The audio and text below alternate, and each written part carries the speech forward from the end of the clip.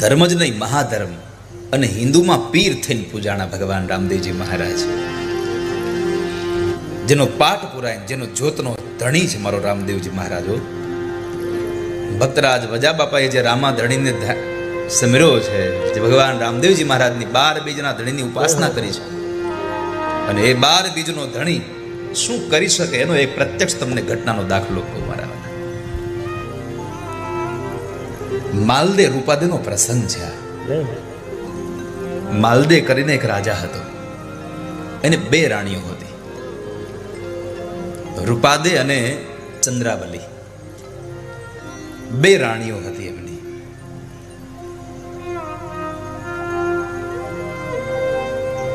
ચંદ્રાવલી મોટી છે અને રૂપાદે નાના છે.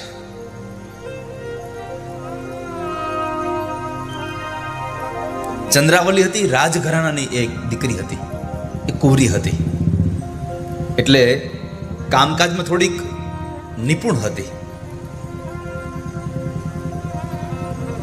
એટલે રૂપાદે એના બેના મહેલ અલગ અલગ હતા રહેવા માટેના. એટલે રૂપાદે એના મહેલની અંદર શું કરે છે એની ઉપર ચાંપતી નજર રાખે.